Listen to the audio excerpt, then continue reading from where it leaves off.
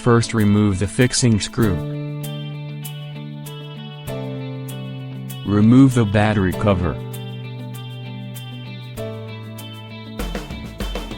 Disconnect the charging cable.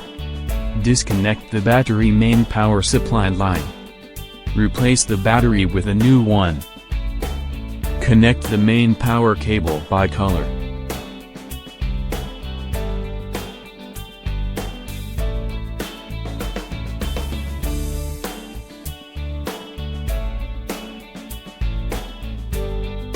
Put the battery into the battery case first.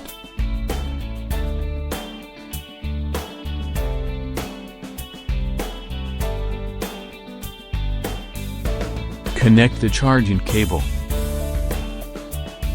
Organize wiring harness. Install the battery cover. Tighten the screws.